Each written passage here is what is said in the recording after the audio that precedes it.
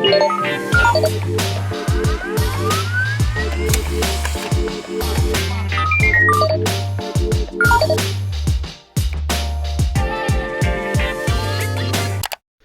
guys, and thanks for joining us again on Blink, the #1 podcast between Australia and New Zealand, some little island somewhere there. It is the #1 podcast, business lessons, international network of knowledge. And today we are celebrating a milestone that 98% of podcasts don't make, and that is episode 10. We've made it. A round of applause for episode 10. We are absolutely pumped. Absolutely pumped. Thank you very much. And today we're addressing a very, very important topic. The one resource that you have a limited supply of, it is time. And this whole episode today is dedicated to how to make the most of your time, be more efficient, and get more done in your business and normal life. And without further ado, I want to welcome my co-host and all-round superstar, Darren Pratley, all the way from New Zealand. Darren Pratley, welcome to the show. How are you, mate? Very good. 10! You too. 10! Give us a pat on the back. Pat yourself Bloody on the back. good, man. Yeah, You said to me we'd never get to 10. We said we wouldn't be able to do it. No, most people bail out before 10. So, good job. I've enjoyed it, mate. I've enjoyed it. And I think we've had quite a few comments from people saying that they're enjoying it too. So, hey, let's just keep going. It is really interesting. I've been watching a few of the episodes back, and I must admit, you and I both surprised me when I watch it back. It's like, are we that smart? Like, that's really good. Like, that's really good. I need that in my life. That's right. Funny. Just write the stuff down and do it, man. Yeah, it's don't want to get too far ahead of ourselves, but I was sitting there yesterday and there was a few points I was like, oh man, I need that. Like, that's really good. I get that. So yeah, there you go. Must be good. Awesome. Must be good if it's cool 10. Topic. Hey, cool topic. Yeah, it's a great topic. Came up with it myself. Yeah, I think, and I understand why you've done this, to tell you the truth, because I know that as you're a self-employed business owner, this is the one area that pushes us the most, right? Is how we use our time, what do we do with our time? Yeah. All of that, to me, is just such an important topic, and I'm pleased you came up with this one. It's bloody good. No, I must put my hands in there. Darren came up with this. We were in our pre-production meeting, which happens 5 minutes before we go to air. And Darren was taking phone calls, and he said, let's talk about time. And he came out with 6 really strong points. But I think this is it. You know, when we start speaking freely and thinking freely and bouncing ideas off other and strategies, that's how it evolves and becomes, in the moment. Anyone can go and get an old business book and read out old strategies and old theories. Yeah. What you and I do, we bounce off each other, and I think that's the beauty of a two-headed podcast rather than one. And hopefully for the people out there, we're bringing them significant value. I'm just gonna tweak your framing here. Look at this. You don't have the colourful border that I have. So here we go. There you go. Look at that. Nice work. Thanks. That's great. Well, that's really great. If you don't have no. Right. So I want to first of all just pose this, because I think, when many people are self-employed in their businesses, they don't realise that actually how value this bloody word time is. And, they'll be talking about their income levels and how much money they've got to invest back in their business and what their business is doing and all of that stuff. But actually the thing that they are probably not actually having a clearer understanding of right from the start is actually the most important resource being time, and exactly how we use it and how we make sure that we get the best outcome from that. Yeah, I think I had a bit of a slap with that this week in that, as people know, I run a coaching and training business as well as a production company. And for the last 3 days of this week, Wednesday, Thursday, Friday, was all booked out with one video shoot for one client. And on Tuesday at about 5 o'clock, as I was driving my kids to hockey, bang, all 3 days cancelled because the talent's got COVID. And, wow. And I was like, oh my God, now what am I going to do for these 3 days? Yep. I can't take them off. I've got to fill the time. I've got to make good use of the time. Now, thankfully, I pushed a lot of work into the Monday and Tuesday, thinking that those 3 days were going to be all dedicated to being behind a camera and shooting videos, which I love to do. But I had to quickly make sure that I didn't waste these last 3 days. I must admit, I'll put my hand up in the air, Darren, as a self-employed business owner. We get to do this sometimes. I did take this morning off to go and watch my girls run divisional cross country. But I'd exhausted every avenue that I could. Well, there's always something you can do, I suppose. But I'd done enough in my own mind that I could afford myself the morning off. And the other advantage is... I just love the way that you all of a sudden do a accountability moment with me on the call, and all of a sudden you start getting wobbly. It's good to watch. It is. It's really good to watch. I catch myself. I'm like, because I said to myself, I mean, the advantage was that I could go and watch cross country, and then rather than the girls staying out there all day, and the oldest one's got exams coming up next week, so she didn't want to miss too much class time. So the pressure was that I'd get her and bring her back, and she'd still be able to do half a day of school and run. And so I thought, well, I'll go out and get her. I'll watch her run, and then I'll get them, and I'll bring them back to school. But I did afford myself the morning off to do that. So good point. As you said, I did just catch myself and say, I'd done enough or I'd exhausted everything. Well, actually, you know what? You can never exhaust every opportunity. There is always something that you can do, folks. So there is always, if you've got a spare minute, there's always someone you can ring, I reckon. Yep. And where I want to start, and I want you to give your thoughts on this, because one of the things that I want business owners to do, and people that are running businesses or involved in businesses, is firstly to realize that you actually have to make time valuable. Yeah. So you actually have to realize that one of our most valuable resources is actually the time that we use. And what I try and really get people to understand is, and a lot of the times when we look at our diaries, look at our calendars, we see hour increments that we sort of allocate during the day, but actually time is way more valuable than that. And even just start thinking about your time being so valuable that you actually have to start managing every 15 minutes. So you're actually starting to realize that in 15 minutes, what is the use of that time? And if it means going to watch the girls do their running or go to school and have, do lunch or do lunch monitor or whatever it is that you need to be doing, is that's okay. But you just need to make sure that you treat that time as valuable and that you've allocated it to something that is actually going to be heading you in the direction that you need to go. It is a good point. You did mention, I'll just put that up as a graphic on the screen for those watching on our YouTube channel. Search for BL-Inc. on YouTube. You'll find our channel going quite nicely as a new channel. But making time valuable, put that up as a graphic. You're saying that you're breaking the days into 15-minute slots? Not necessarily breaking it into 15-minute slots, but making yourself aware that in a 15-minute component, that what value you have in that 15 minutes. So I'll give you an example. Like, many people have their calendars and they'll do an hour, all right? So they have an hour for a meeting.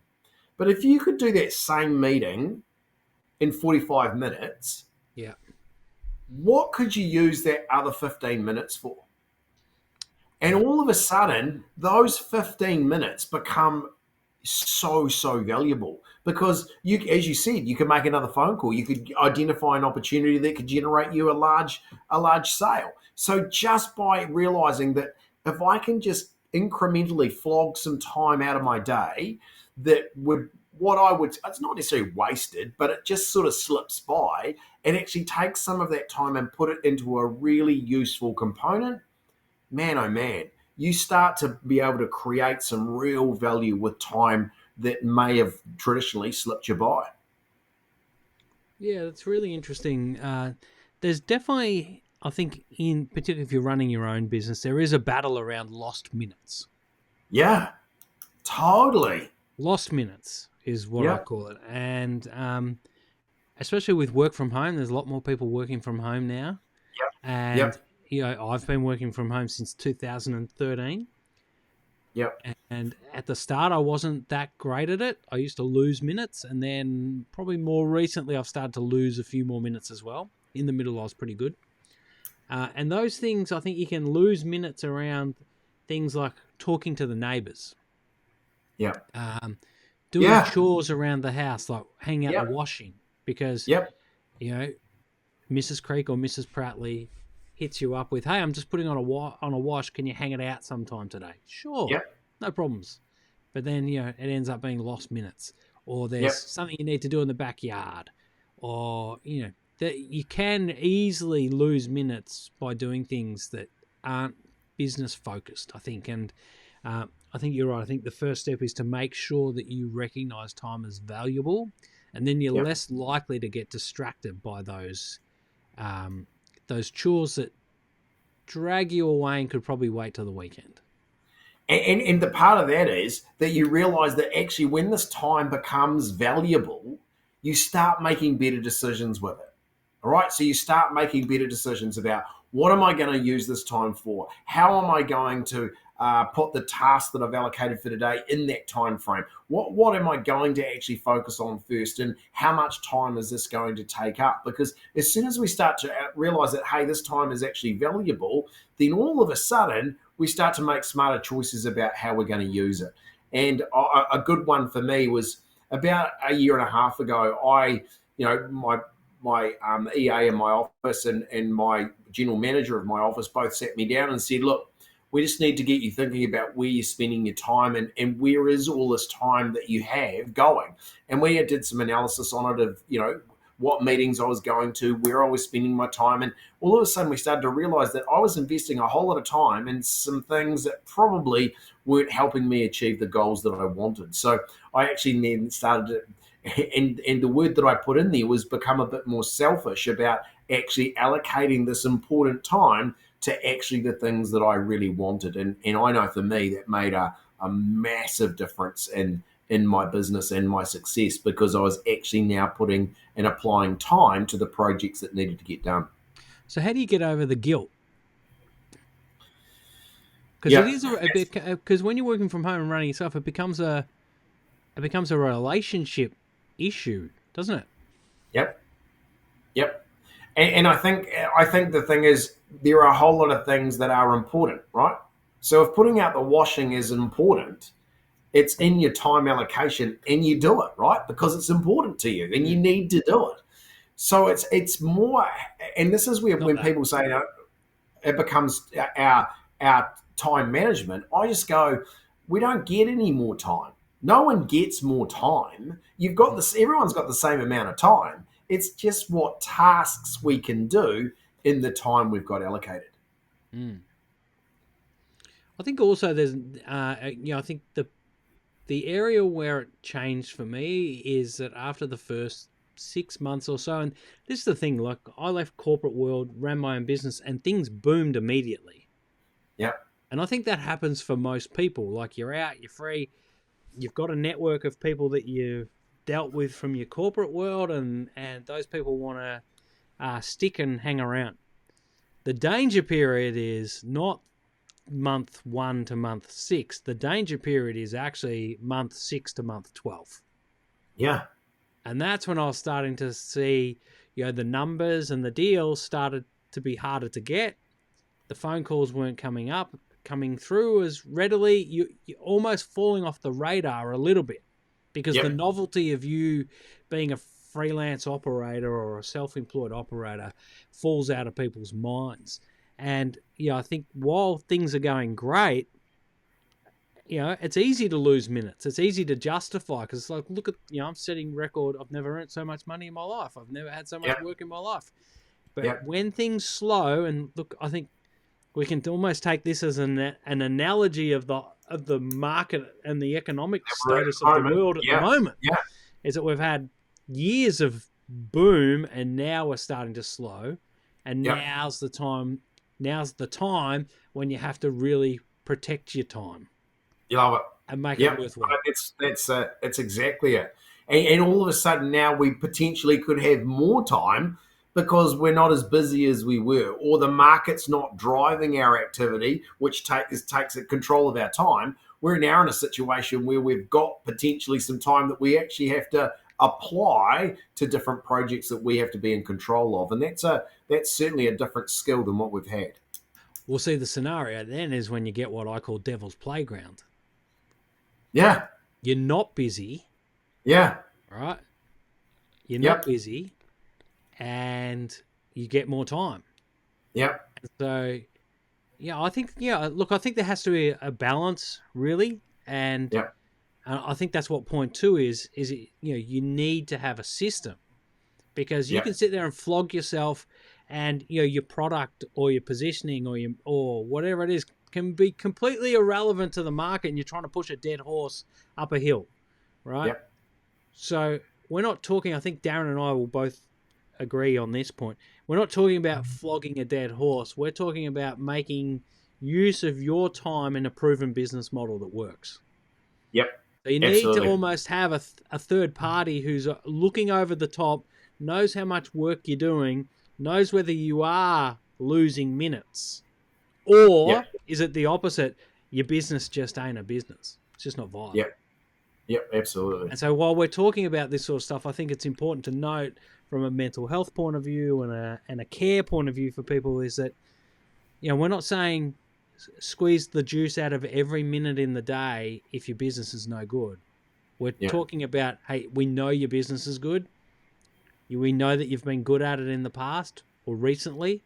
And this is about making sure that you don't slack off, because when things slow down, if you slack off when it slows down, it can become a very slippery slope. Look at all those SLs. That was amazing. No, absolutely. So true. So let's get on to a task management system. That's what we're talking about. Look at this. Yeah. And when you talk to most people, you go, how do you manage your time? And most of them go, I've got a calendar and I put my appointments in. Yeah. But you go through your calendar and have a look at the gaps between the appointments, right? Yeah. Oh, that's travel time, Darren. That's travel time. And I go, yeah, well, it is travel time, but actually, what are you doing with it? Like, these days with the technology we've got, we can make phone calls in the car. Yep. We can do those connections. We can't text. Remember that? We can't text. But we can make phone calls, and we can be able to get through a lot of that sort of connection work and communication work in that travel time, or in those gaps in between those meetings. And so what I want you to be thinking about here is, what is the actual task management system that you're using? Now, I don't know about you, but I use Google, the Google Calendars. I use that as a really important thing for me. Yeah. In my business, we have 6 calendars. So we have 6 different calendars, and each of the team are responsible for a different part of the calendar. So that for me, in looking at my calendar, I have 6 calendars that come together in one, and I pretty much know what's going on in my business, all the time, because I can see what other people have put in place. And I know that task management system is in place. So what we're doing is we're saying, okay, I've got my calendar, which is my time. And then I've also now starting to bring the tasks of my to-do list of the things that I need to be doing in with that. So as soon as you start to allocate time to the tasks, now I'm starting to get done the things that I actually want to get done that move me towards the result that I'm trying to achieve. Yeah, I also like, I think that's really good. I think calendars are important. I think when you break them up, it does work better. I think, I'm similar to you. I don't have 6, but I've got 3 different colors. Yeah. One's family, and then, one's coaching and whatever, and then the other one's production. So I know the balance, because it takes different preparation and different time. And then also you can see very quickly about actually what are the colors, what's dominating my week, or where do I have to be, or what are the things I need to be working on, and that starts to get you really clear about how you're using that time. Yeah, absolutely. There's a couple other things I use. I use reminders on the Apple ecosystem. I think reminders are fantastic, and I think that ties into one of your points, the next point actually, which is give them a little sneak, make time to plan. What I actually do is I plan out the tasks that I need to have done and put them in as reminders, and even sticky notes, that the app called Stickies. So it's on my computer screen like a note. And Love I can it. walk in and go, okay, have I got that done? Yes. Tick the box, tick the box, tick the box, tick the box. Love it. And, I even put them in order from top to bottom, importance down to less important. And, I think that works pretty well for me. It does take a little bit of time to get used to it and setting it up. But I think by the time you get to a lot of use of the word time today, I think by the time you get to the end of the week, you've more than made up the time that it takes to set it up. Oh, it's totally. Yeah. Yeah. And I think also and I think also it's important that you can lose a lot of minutes when things don't go smoothly in times of chaos.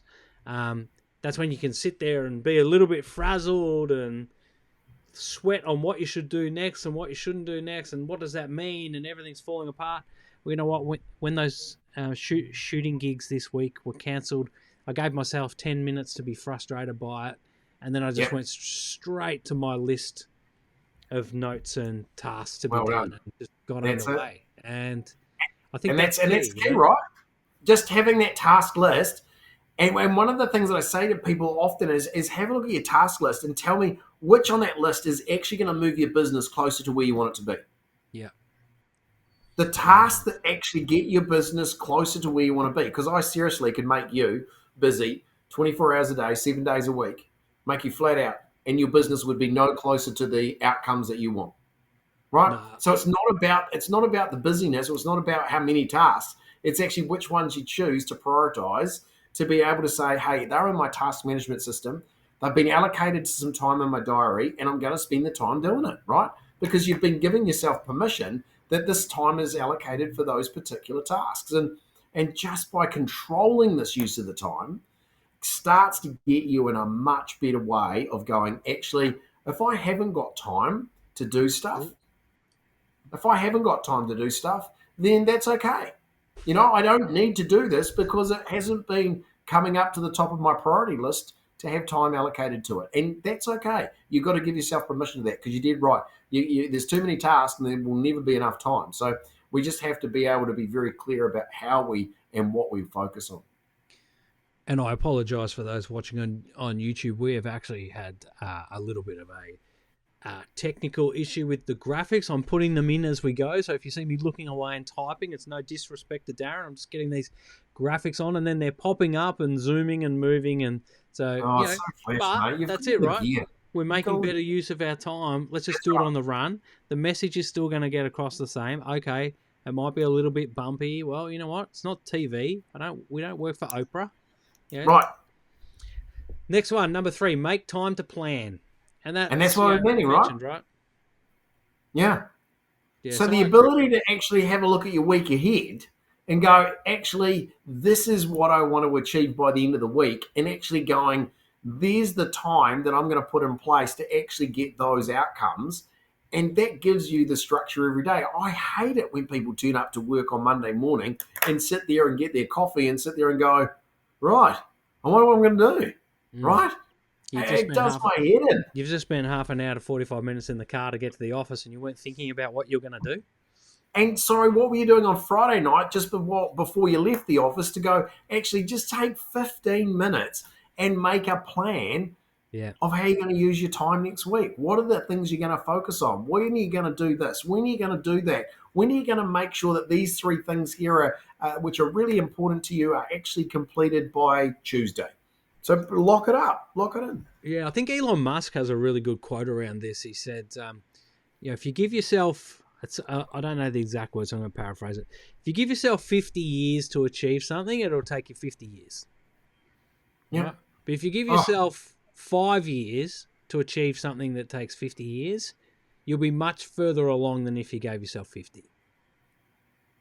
And I probably butchered that quote 100%, but I think you get the meaning of it. Is that if you give yourself an unrealistic deadline and go for it, you'll be much closer than if you didn't. See, I do this all the time to people. And we've just gone through the whole business planning period, right? So people getting their business plans done and finish them off and blah, blah, blah. So I say to people, have you got your business plan done? Oh, no, I haven't had time to do it yet. Okay, cool. So I say to them, is a business plan important? Yep, Darren, you've got to have a business plan. It's really important to have that in your business. Okay, cool. So you're telling me you haven't had time to get it done. Tell you what, If you could get it done by next Friday, so that gives you about four and a half days, I'll give you $100,000 cash Nice. if you can get it done between now and then. I'll give you $100,000 cash. Could you have it done? Oh, shit, yeah, Darren, of course I would. I'd work on it at night even, and I'd make sure I get it done. And I said, would that document be important to your business success? Oh, yeah, it would help drive the success. And I'm just thinking to myself, then why the hell aren't you doing that? Get like, it's your bring opportunity. It'll bring you the $100,000 just by doing it. Totally. It'll bring you $100,000 in. And this is the crazy part about it. As soon as I get them to have a think about it like that, they just look at me and they go, oh, you're right. Oh, you're right. I actually could do this by then if I got my ass into gear, wouldn't I? It's just like all I've done is just change the value and just change the opportunity. The reason why your business plan isn't done is because you don't see it as that valuable at the moment. And you haven't allocated and made a plan to use some time to actually get it done. Yeah, it's a really interesting one. You know, I know I say this all the time to people who work for corporate and have jobs, and it's like, well, the difference between working for corporate and the pressures of having a boss who's putting pressure on you to get things done and stuff is that you can vague out. You can daydream for an afternoon if you're good enough at hiding it, and waste 20 minutes, or go and sit on the toilet for half an hour looking at TikTok. You're still getting paid, right? You're still making money. If you do that in your own business, you're actually losing money. It's not that you're earning nothing, you're losing money. And opportunity. Yeah, you don't know what you're losing opportunity because you don't know what you could have done in that 15 minutes or that half an hour that could have opened a door, that could have got you a new connection, that could have secured you more business opportunity than you could ever have dreamed. So this is the challenge, right? It's a big challenge because there's a lot of distractions in the world. 100%. Including COVID. Yeah, I know.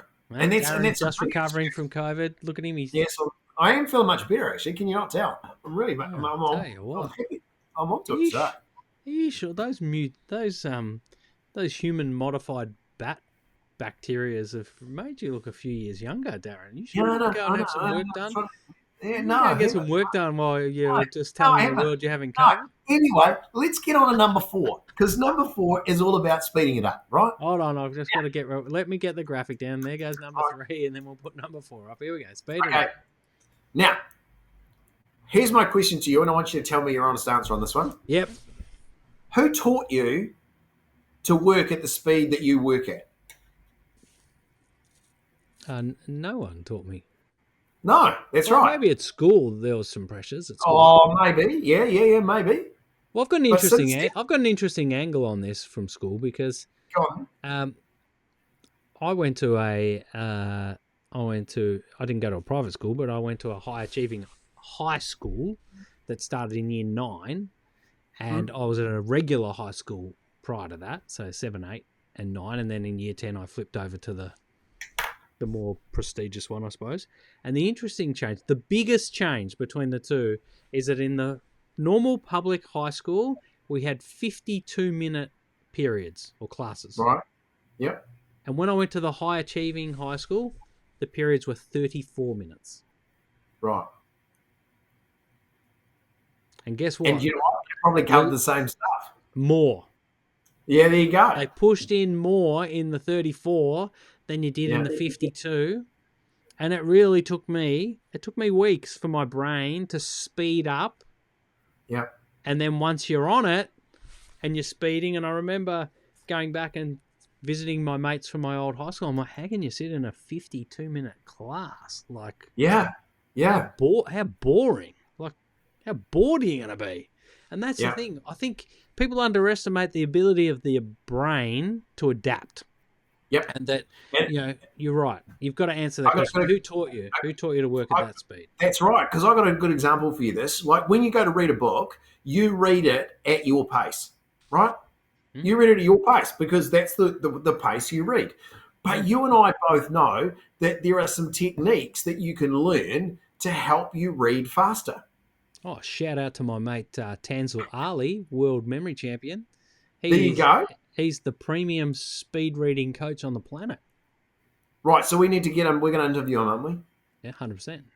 Okay. Because this is the piece for me, is knowing those techniques, being better at that, right, means that you can cover more ground in the same amount of time.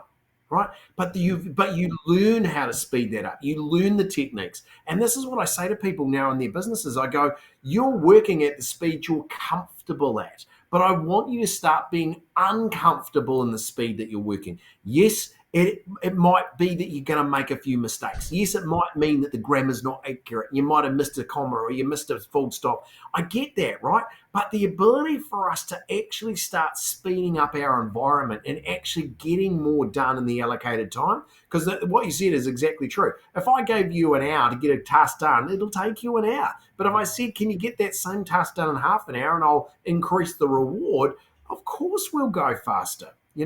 And this is the part for me, is just getting us to start to realize that making the most valuable, the most value out of our time is that actually we're going to use this time more effectively. So just being able to speed up our work speed makes a big difference.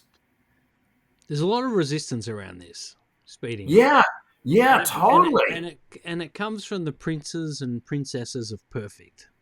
Yep. The ones who are like, I want to make it perfect.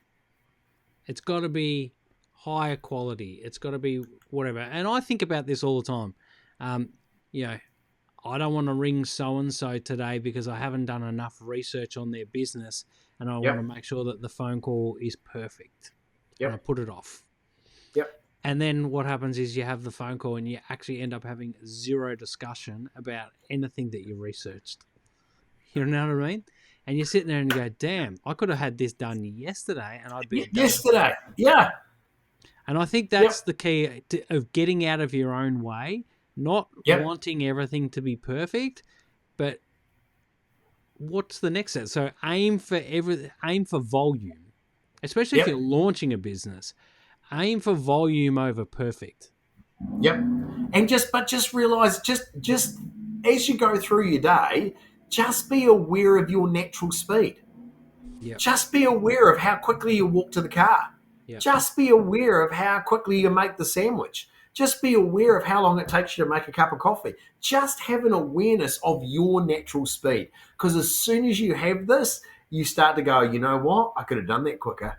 I can get that done faster, and I can get more done in my allocated time. Because you're exactly right when you said that some people are able to get more done in a 4-hour day working part-time than some people can being an 8-hour day specialist, And it's just like, come on, we can do this, and we can really work through this. Totally. I apologise for my Amber Heard-like smirking while you were talking then, but I was picturing you running through the shopping centre car parks in your fancy shoes, because you're just going fast. You're like, I've got to speed this up. I've got to shop faster than anyone's ever shopped. You've left poor grannies.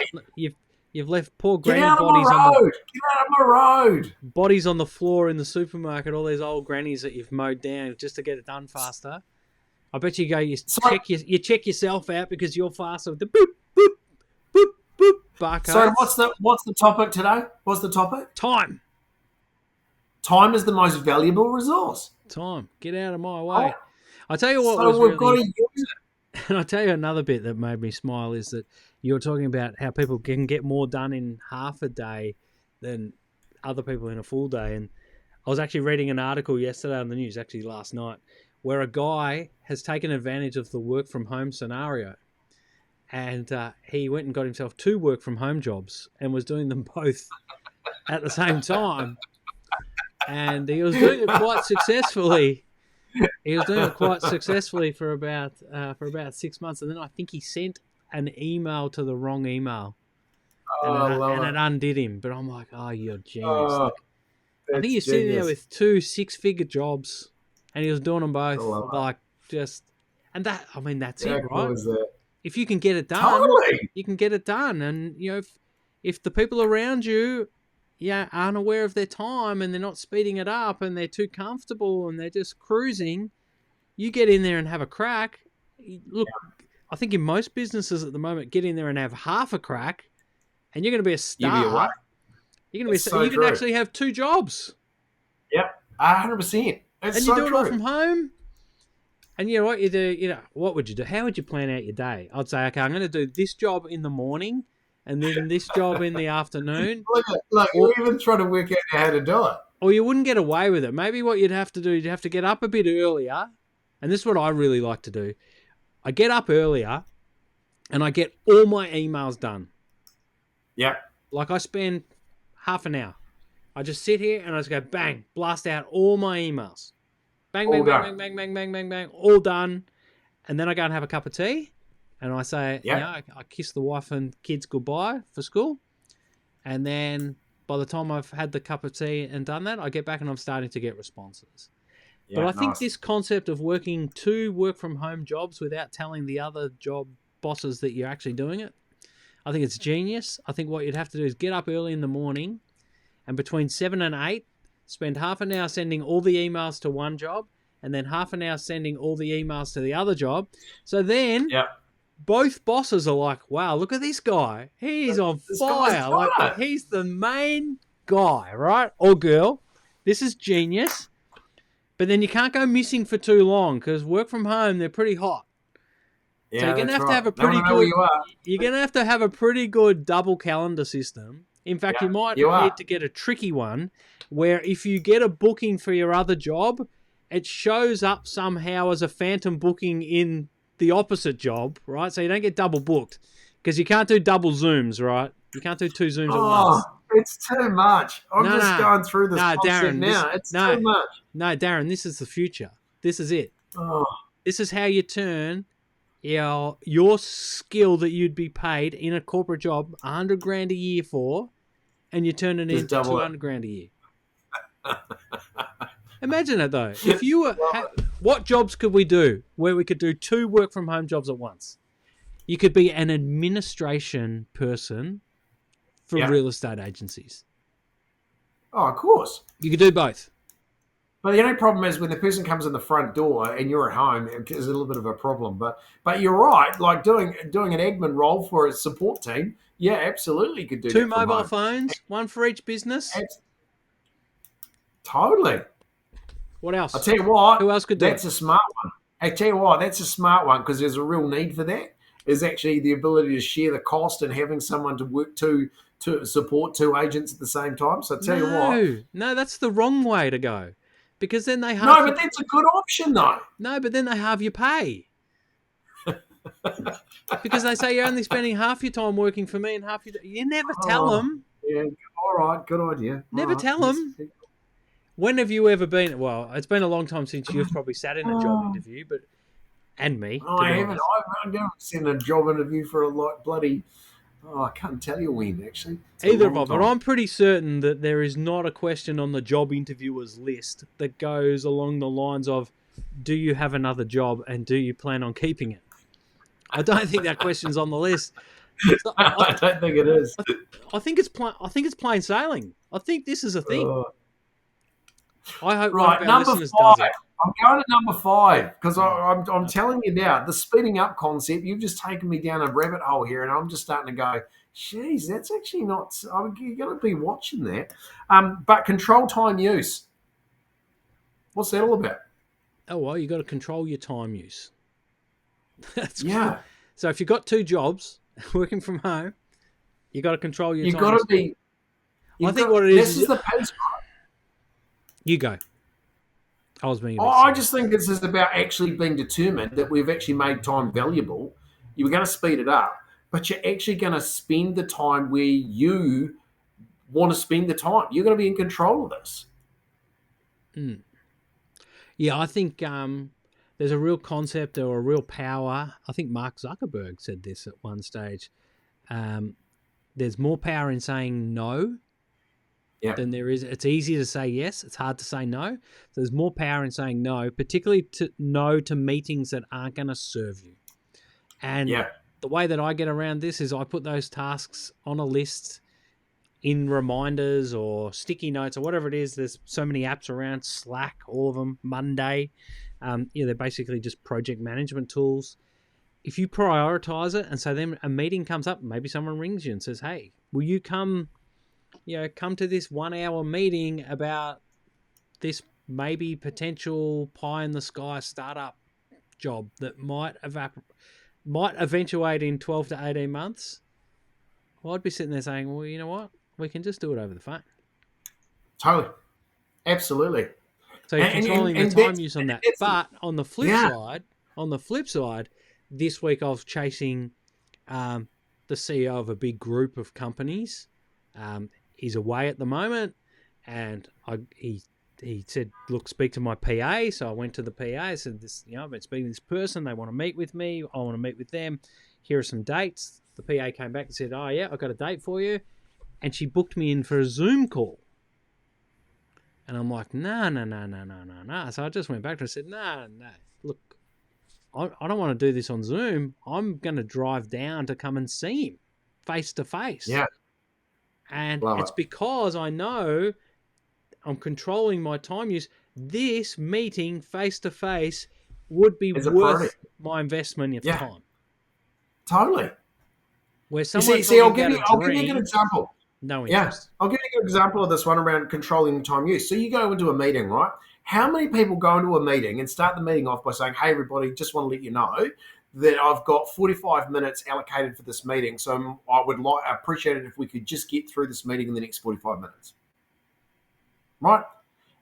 Who sets that expectation, right? Because, in the calendar it says that we've got an hour. So if it says it's got an hour, what are we going to do? Take an hour. And we've always said that those 15-minute increments are actually really invaluable, right? Mm.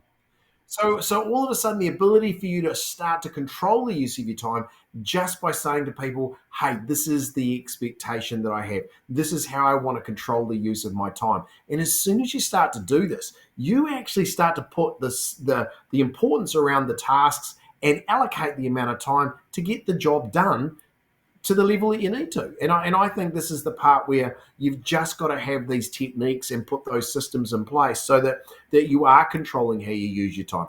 Don't let someone dominate a meeting so next minute you're an hour and a half into a meeting where it should have only been 45 minutes because they wanted to talk about the cat, the dog, and what they did at the weekend. It's got to be much more controlled. Yeah, we used to have a rule in one of the businesses I worked in, no small talk. That's for after. Yeah. And there were certain meetings where it was like, we're just giving you information. There are no questions. Yeah. And, particularly in the industry I was in where there was deadlines and, we had to be done by time and on air, like we couldn't have dead air. There'd be certain meetings where it's like, okay, we're having this meeting, but there's no one asks a question. No question. Yeah, that's it. But that's the control of the time, right? Yeah. You're controlling how we're using our time, but we're going to use it as effectively as we can and make sure that the appointment's done. I had a meeting with a successful real estate company, and the person said to me, Darren, look, we just need to make sure that you're there at 10 o'clock or 5 minutes to 10. The person will be available for a half an hour, but you just have to remember that the meeting is only for half an hour because they do have someone to see after that period of time. So they actually structured the use of the time. Now, in some cases I think to myself, that's a bit, but now I look at it and I actually go, wow, that is so smart, because what they're doing is they are putting value around their time. They're allocating an amount of time for the person that they are wanting to talk with. And there's a sense of, hey, we've got to get this done within the half an hour. And for me, that easily could have been an hour meeting, but you got it done in half the time, which gives you 2 15-minute increments that you then can apply to another task. And I was just very impressed with the way that they actually made time valuable and started to control the way it was used. Yeah, well, I think there's, we also can look at flipping that, right? And the actual impact that respecting someone else's time can have on how they think and feel about you. Like if you go in there and they've got, half an hour and you spend 35 minutes trying to, punch home your message, they're going to get really frustrated and distracted. They're not actually going to be listening to what you talk about. And, I say this all the time. I always go back to online and digital marketers because they are the pointy end of this sort of stuff. And there's a real trend at the moment around 11-minute strategy calls. So here's a free download. If you want me to help explain it to you, book in a free 11-minute strategy call. And that's how tight they've got their transfer of information. Okay, what's your question? What's your pain point? What don't you understand? That's the first 3 minutes. And then, bang, I can explain anything in 8 minutes. And then, okay, hopefully that helped. See you later. Right, thanks very much. Bye. Yeah, I think I've got one lead generation PDF download around a storytelling framework, and that's a 21-minute call. Yeah, nice.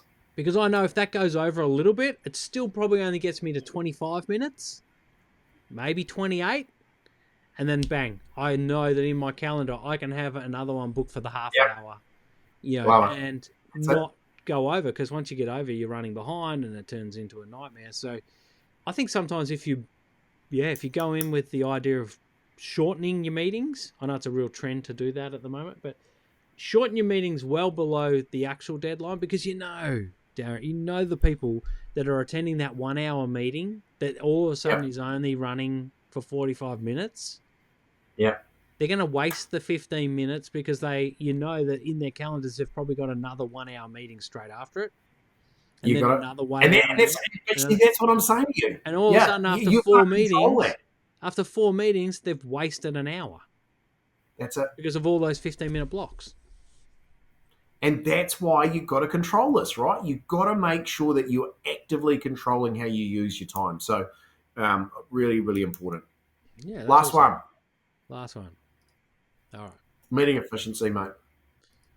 This is the one for me that I just go, how much time are we wasting in these meetings? And I just really push people to tighten up their time frame. So instead of having an hour and a half, it's an hour. Instead of having an hour, it's 45 minutes.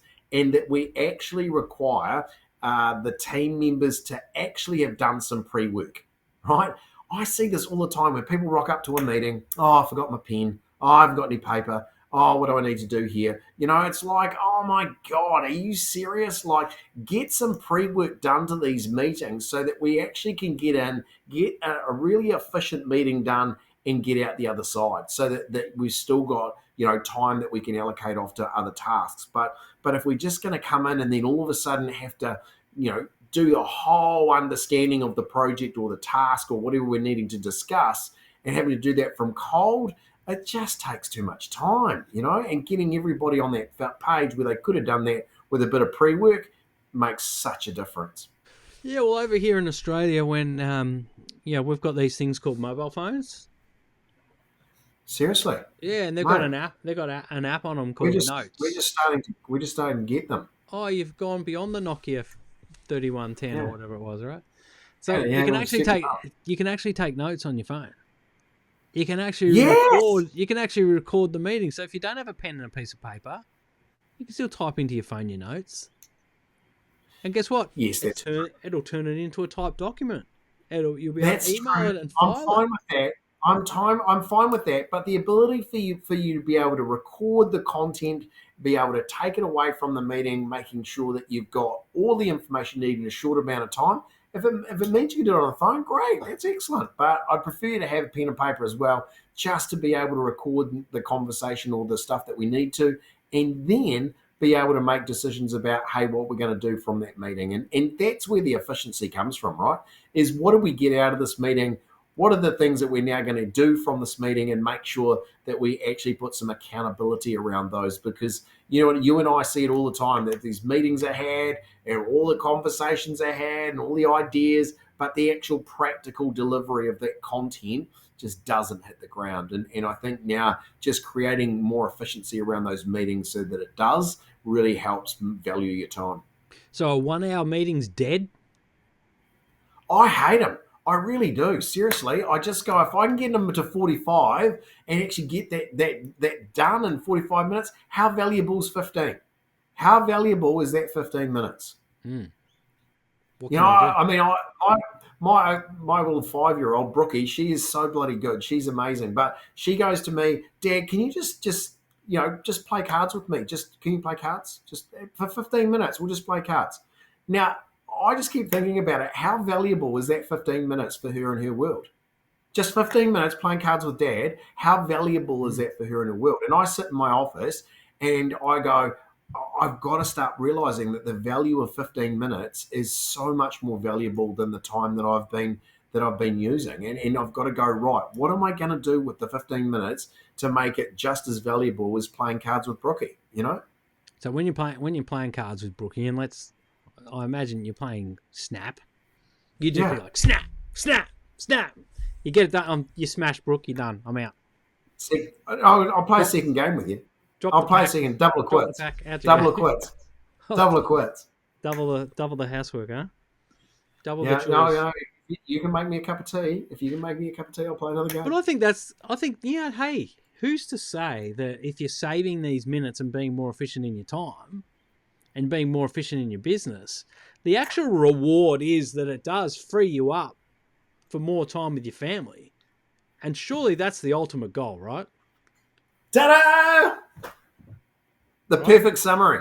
So instead of sitting there and having 6 1-hour meetings in a day, if you have 6 half-an-hour meetings in the day and you're doing achieving the same outcomes, well, you've just freed up 3 hours for your family, right? That's why you're as brilliant as you are, mate. For you to be able to summarize that whole conversation that we've just had with our 6 key points into that moment, to be able to go, actually, I now can actually make my time really valuable and apply it to the things that actually make my life more enjoyable and more fulfilling. I mean, how important is that? With a better business. So less stress. You've got a better business. You've got more time for where you want to put it. You've got the ability to be in control of where you spend your time, and you're ticking off the things that are the tasks that actually make you successful. Sounds like a pretty good proposition to me. Yeah, time is very important, isn't it? So I just go from today's conversation, I just like our listeners just to be able to go, actually, you know what? I'm going to make time more valuable in my life. I'm going to start being more conscious of where I spend it and actually start applying it to the areas that I know gain better success or better fulfillment in my life. Because as soon as you start doing this, it really changes your result. Yeah, I've got a tip. If you're not sure whether you're using your time right or not, if you're not sure about it, go and look at your YouTube watch history. Okay. Because you can calculate how much time you've spent watching YouTube. Yeah, nice. Yep. Or even social media. Screen time. The screen time app on your Apple phone will tell you. But crazy. Really, I would just spend a day and monitor yourself. Look, just monitor yourself. Maybe just walk around with an old style stopwatch, and every time you're not actually working, start the stopwatch.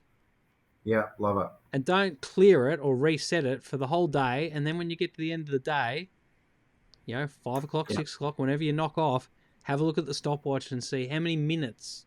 Be honest with yourself. Like, do it. Yeah. Do it as a wake up call or an experiment. Have fun with it, just to see. You might think you're the most efficient person in the world, but the stopwatch will tell you the truth. Yeah, that's awesome. That's a great idea, mate.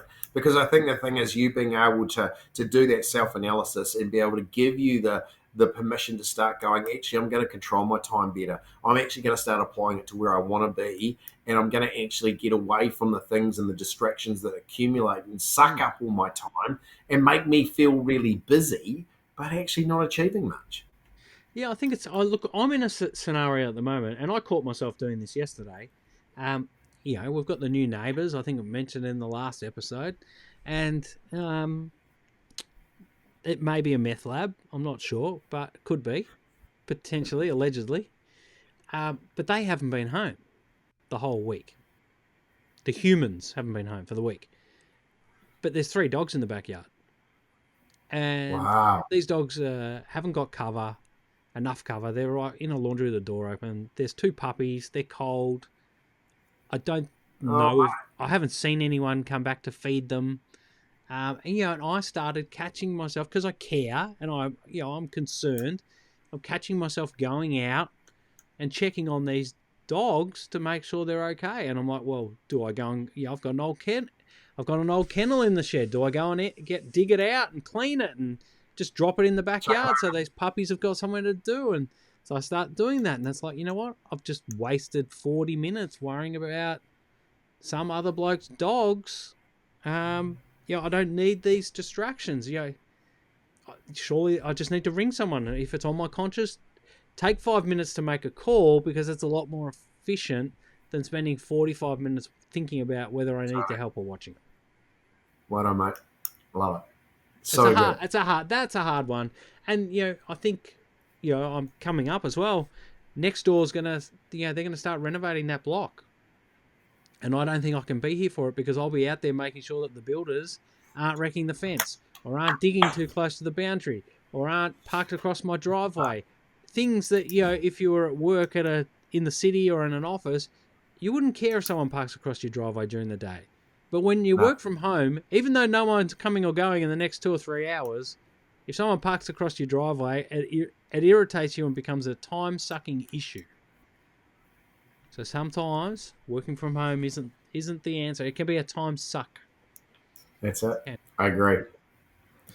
Awesome, mate. Love it. Great episode. I've actually given me a couple of things to think about myself, actually, in terms of my next week and making sure I've got the allocation correctly laid out. So, yeah, well, what is it? It's 3:00 in the afternoon, East Coast Australia time. So I think in the next half an hour or so, I'll set the plan for next week, put some priorities down, and lay it out. And good to see that you've bounced back from COVID. It was a bugger. Yep. I'm sure it was. Much better now. Much better. Yeah, those bat genes are looking good. Yeah. Right. Take care.